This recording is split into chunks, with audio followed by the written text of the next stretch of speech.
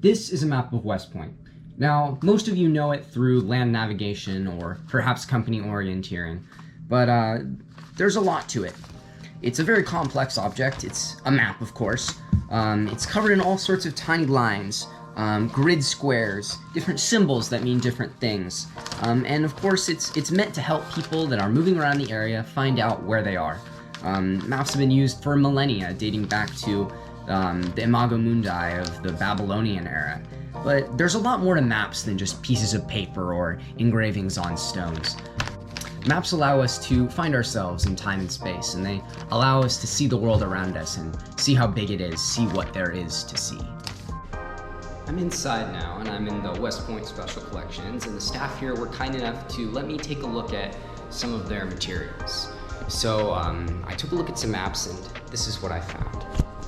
So this right here is a map from about the year 1527, and it took me a little while to figure out who made it and where it's from and what it's depicting exactly, but it was made by a man named Visconti Maggiolo from Genoa.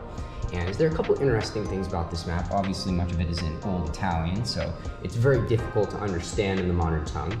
But if you take a look and you orient it correctly, you might be able to notice some familiar shapes. And if you look at some of the text, that right there is actually the Floridian Peninsula, and that makes this the northern coast, northeastern coast of the United States. And obviously, here's where around Mexico would be, and this is South America. Now, obviously there's a lot wrong with this map, but it's actually not too hard to track down why. So if you take a look down here at the southern coast of the American continents, southwest, where Chile would be, you notice that there's not a lot of detail here.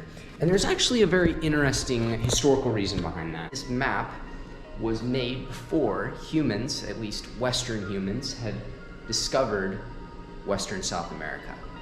And I think that's really interesting because it shows that maps not only allow us to orient ourselves in space, but also in time. The human eye is limited in its visual capabilities. You can only see so far at any given point.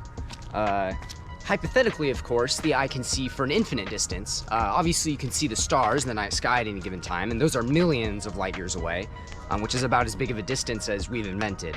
But let's just limit that to Earth for a second, just for practical sake. How far can you see? We're up at Mount Everest, the highest point on Earth. So the estimates go that you can see about 140,000 miles if you do a 360-degree spin from the top of Mount Everest. That equals out to about 0.07% of the Earth's surface that is visible from Mount Everest. That's not a lot. Earth is massive, to say the least.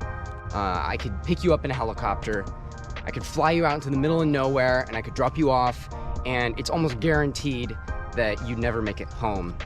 But if I gave you a map and a compass and maybe a protractor or a pencil, if you really nag me about it, you should, in theory at least, if you have the skills, be able to find yourself not only to any point on that map, but also identify your exact location at any given time.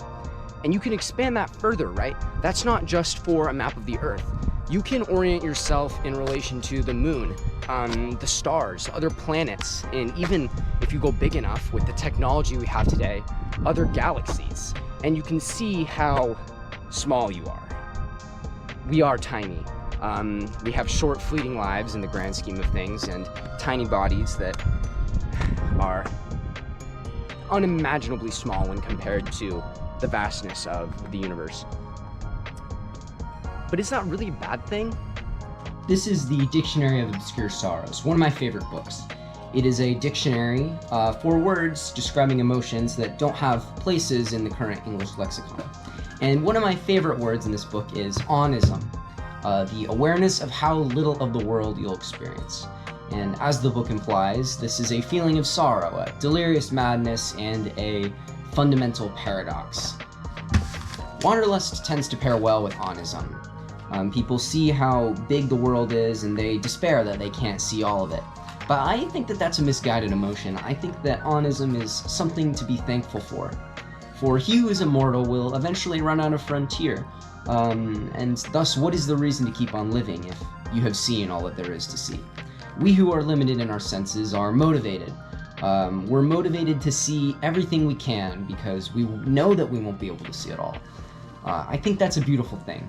So the next time you pick up a map and you unfold it and you look out at creation and you see just how lovely it all is, be thankful that you'll never run out of new horizons.